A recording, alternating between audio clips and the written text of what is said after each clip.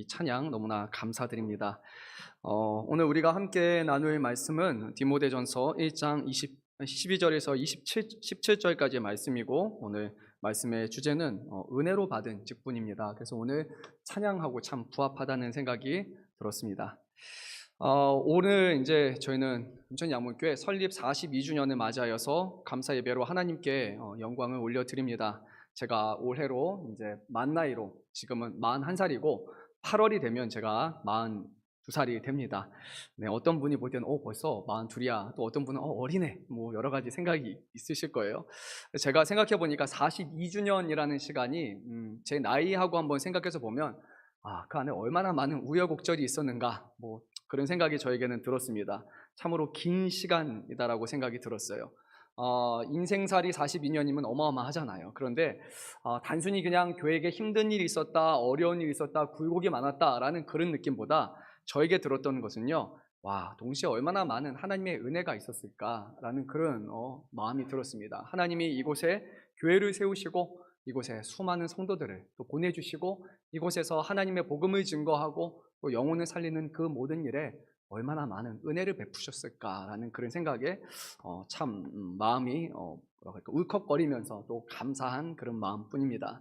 하나님께서 우리 사랑하는 이윤구 원로 목사님에게 사명을 주셔서 교회를 개척하게 하셨고, 또 이 사명을 위해서 얼마나 많은 신실한 동역자인 우리 성도님들을 보내주셨는지 생각하면 정말로 진심으로 감사의 따름입니다.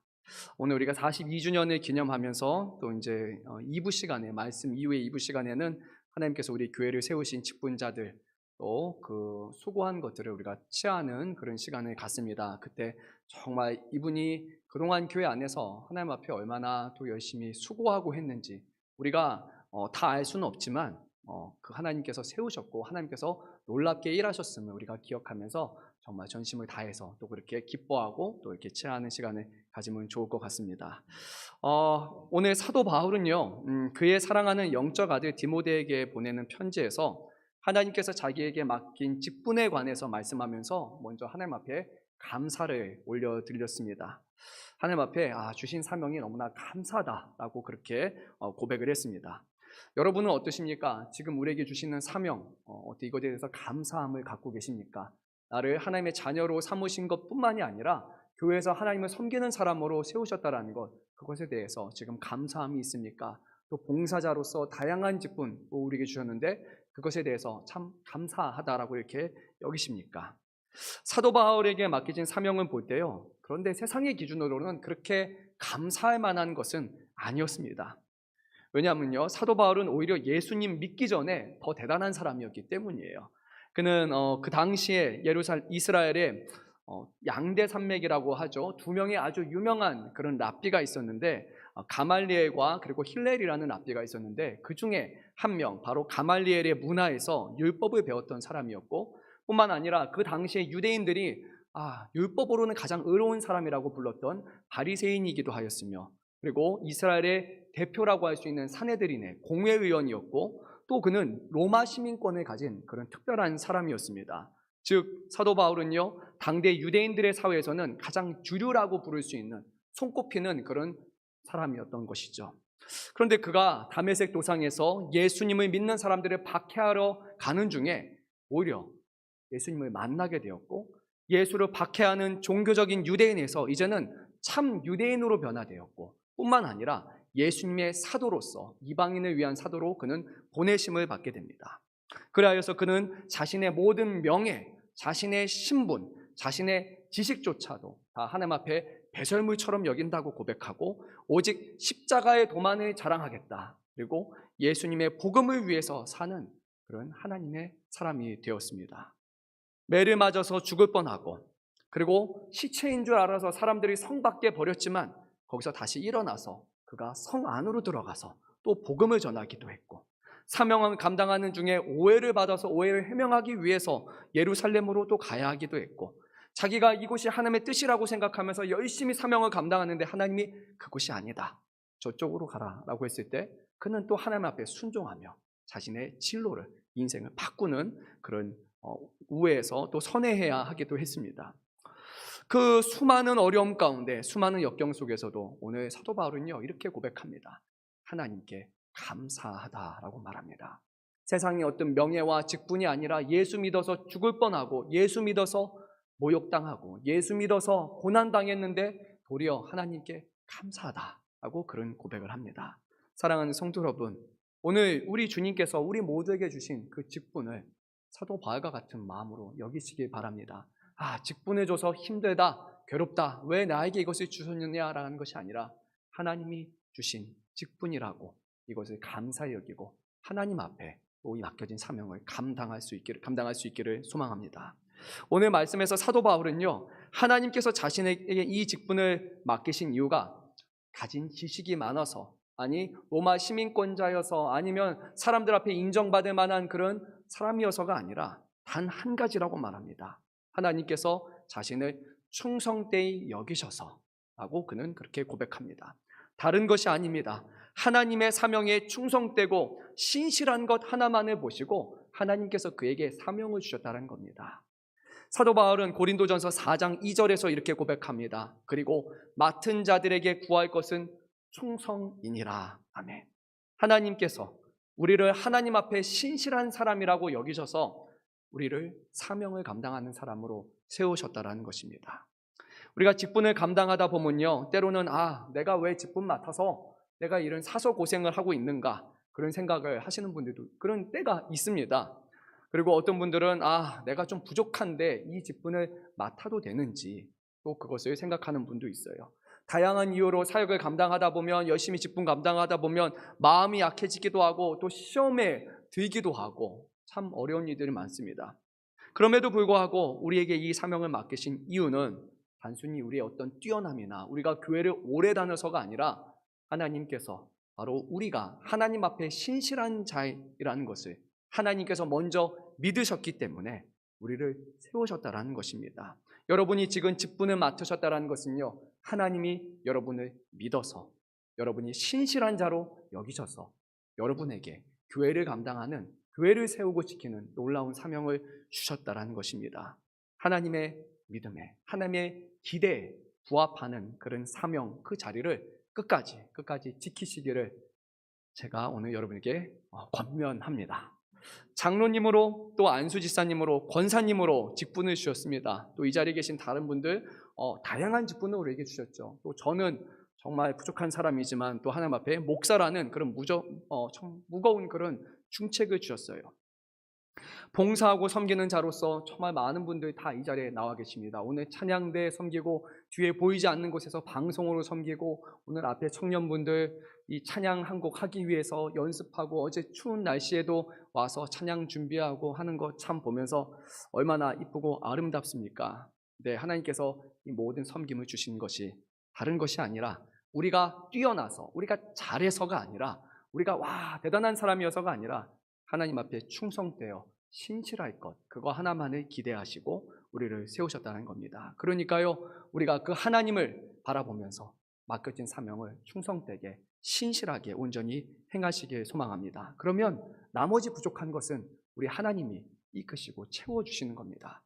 하나님의 일은 우리의 어떠함으로 하는 것이 아니라, 우리의 능력으로 하는 것이 아니라 하나님 앞에 충성되고 신실하게 그를 섬기고 나아갈 때 부족한 모든 것들을 하나님이 채워주실 것이고, 완벽한 한 사람이 아니라 부족하고 연약한 다양한 사람들이 합력하여서 이 교회를 하나님이 세우게 하신다는 것입니다. 저는 담임 목사가 되어서요, 진짜 1년 이제 좀 지났죠. 이런 생각합니다. 준비도 안 됐는데 내가 담임 목사라니. 가끔 이제 일어나면요, 돌아가고 싶다라는 생각이 들 때도 있어요. 왜냐하면 너무 무거울 때가 있어요. 이게 참 우리 원로 목사님 곁에서 볼 때는 제가 몰랐는데 돼 보니까요, 이 보여주는 건 빙산의 일각이더라고요.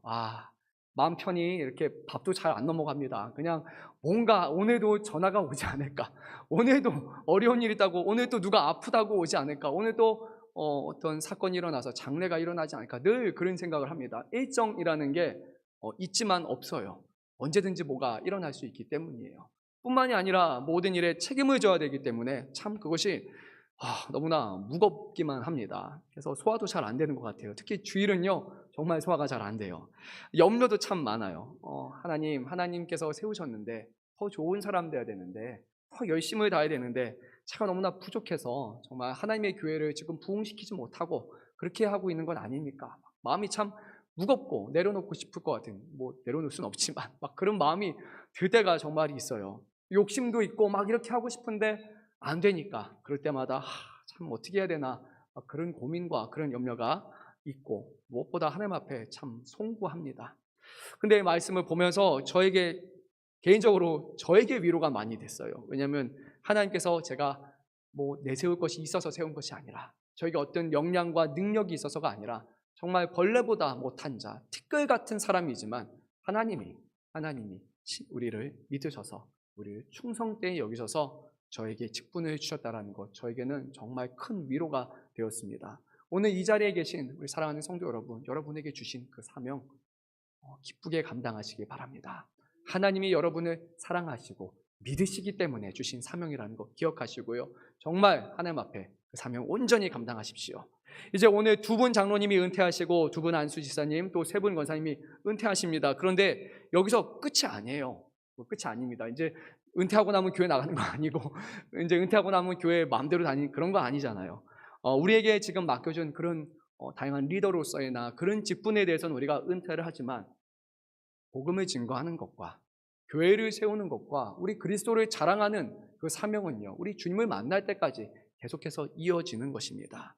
끝이 아닙니다. 그동안 했던 일이 아니라 할지라도 우리는 다른 방식으로 또 하나님을 섬기고, 여러분들은 그 직분을 감당하시고 은퇴하신 분으로서 지금 그 직분을 맡아서 어려움 가운데 있거나 고민하고 있는 분들에게 하나님을 바라보라고, 주님 앞에 충성되이 행하라고 거기서 또 권면하시고 도움을 주시는 그 사명을 위해서 주신 것이에요. 그것을 끝까지 또 감당하시고 마지막까지 하나님 앞에서 충성을 다해서 섬기시기를 소망합니다. 사도 바울이라고 해서 어려움이 없었겠습니까? 그냥 외적인 어려움을 뜻하는 것이 아니라 그런 외적인 어려움이 있을 때 내면적인 어려움이 왜 없었겠습니까?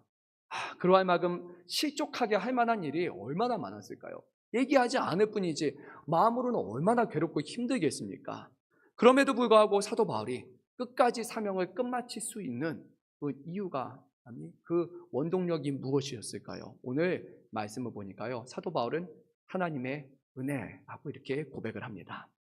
13절에서 15절은 하나님의 구원하시는 은혜에 대해서 말하고, 16절에서는 하나님께서 주시는 사명을 감당하도록 힘주시는 은혜에 대해서 말씀하고 있습니다. 오직 하나님의 은혜라고 그렇게 고백을 합니다. 13절, 14절 말씀 우리 한번 자막이 있으면 아니면 말씀을 폈으면 같이 한번 읽도록 하겠습니다. 내가 전에는 비방자요 박해자요 폭행자였으나 도리어 긍휼을 입은 것은 내가 믿지 아니할 때에 알지 못하고 행하였음이라. 우리 주의 은혜가 그리스도 예수 안에 있는 믿음과 사랑과 함께 넘치도록 풍성하였도다. 아멘. 우리 주의 은혜가 믿음과 사랑과 함께 넘치도록 풍성하였다라고 고백을 합니다.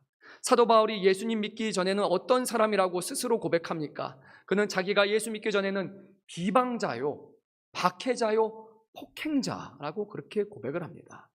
사도 바울뿐만이 아니에요. 잘 한번 생각해 보십시오. 예수 믿기 전에는요, 우리 모두 예수를 비방하고 박해하고 폭행하는 자였다는 겁니다. 예수 믿는 사람을 향해서 왜 예수 믿어요? 예수 믿는 것 가짜 아닙니까? 복음을 전하는 사람 또는 우리의 부모와 우리 사랑하는 이웃, 정말 그들이 예수 믿어야 된다고 얘기하면 당신이나 잘 믿으세요. 내가 정말 이제 고등학교 졸업하고 대학교 돼서 청년 되면 우리 부모님 따라 교회 안 나가리라, 이제는 자유하면 어디라 라고 생각하신 분 개중에는 분명히 있을 겁니다. 그런 사람 다 있잖아요. 저도요, 유학생활에다가 한국에 왔을 때는요, 부끄럽지만요, 교회 안 나가야 될까 막 그런 생각을 했던 사람이에요. 너무나 하나님의 경험을 했지만 하나님으로부터 너무나 멀어져서 살아계신 하나님을 이제는 부정하는 사람, 그런 사람이 된 상태로 왔었어요. 우리 원로 목사님의 권유로 또 기도하고 하나님 앞에 물을 하라는 그 조언 하나만 가지고 정말 하나님 앞에 기도하였고, 아주 하나님께서 작은 믿음 하나 주셔서 하나님 떠나지 않고 하나님 앞에 붙들고 살아갈 수 있게 하셨고, 놀랍게 하나님은 그 작은 믿음 하나 사용하셔서 저 같은 사람을 목사가 되게 하신 거, 그거 다 하나님의 은혜가 아니고 무엇입니까? 예수 믿는 사람을 얼간히 취급하지 않았습니까? 예수 믿는 사람에 대해서 폭언이나 냉소함으로 우리는 대하지 않았습니까? 예수 믿기 전에 우리의 삶은 결국 사도 바울과 같은 사람이라는 것이에요.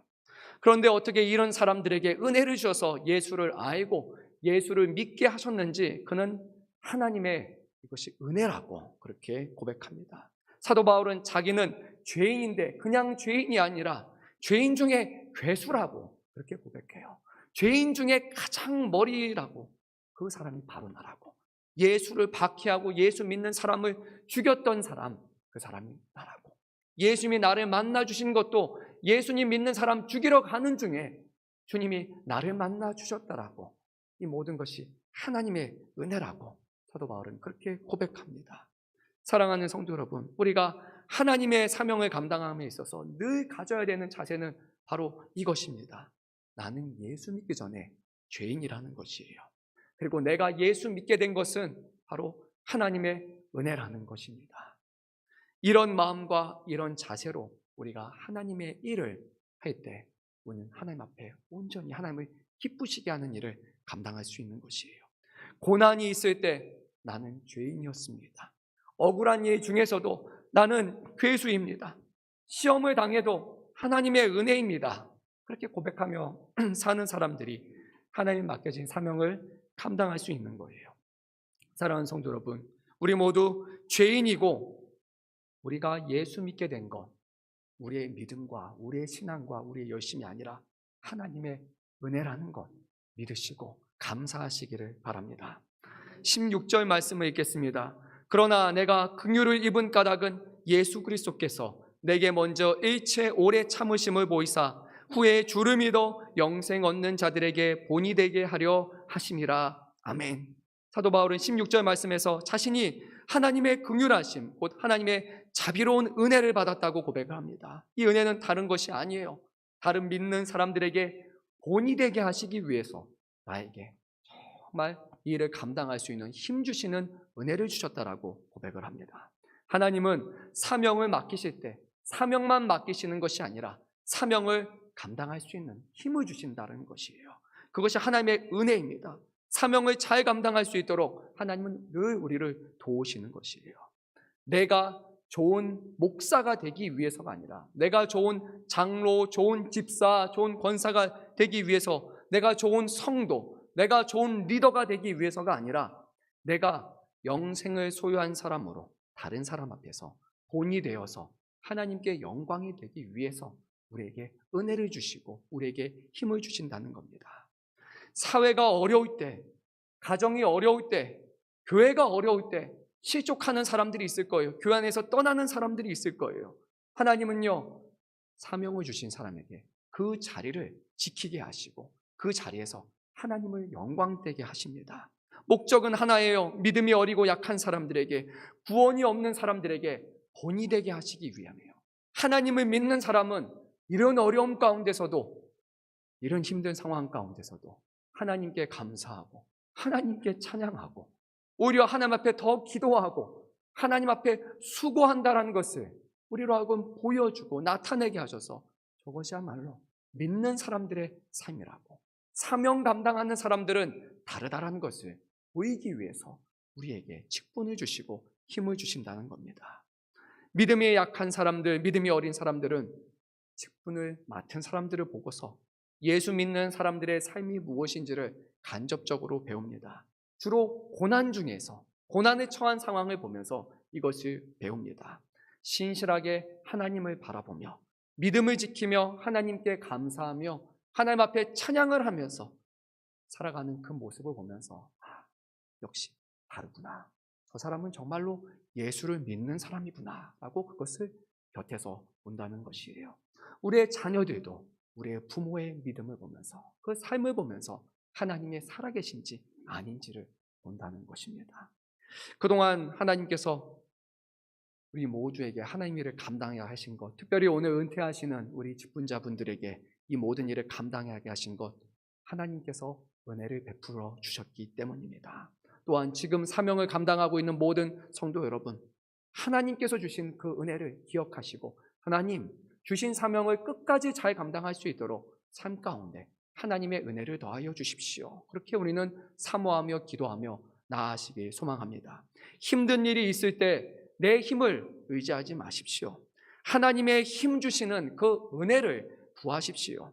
하나님의 일은 우리의 순종함으로 나타내는 것이고 하나님이 요구하시는 충성으로 신실함으로 하는 것이지 우리의 기술과 우리의 능력과 우리의 지혜로 하는 것이 결코 아닙니다. 부족한 것은 하나님이 은혜를 주셔서 감당하게 하십니다. 오늘 은퇴하시는 분들 중에 이 모습을 보면서 어떤 분들은 평가하실 수도 있어요. 저분이 정말 하나님 앞에 신실한 사람이었나라고 평가하시는 분 계십니다. 그런데 오늘 2부 때 말씀드렸던 것처럼 평가하시는 분은 우리 하나님밖에 없습니다. 우리 사람은요, 눈으로 자기가 직접 보고 그리고 들은 것을 보고 평가를 하고 판단을 합니다. 하나님은요, 다양한 사람들을 다양한 시대에 다양한 상황 속에서 세우셔서 다양한 방식으로 함께 일하시고 하나님의 영광을 돌리시는 겁니다. 오늘 은퇴하시는 분들 하나님께서 그동안 진실하다고 그들이 충성된 사람이라고 믿으셨기 때문에 세우셨고 우리 교회 안에서 하나님의 필요를 따라 사용하시고 또 하나님께서 오늘 그 모든 일을 끝마치고 영광을 거두시는 것입니다.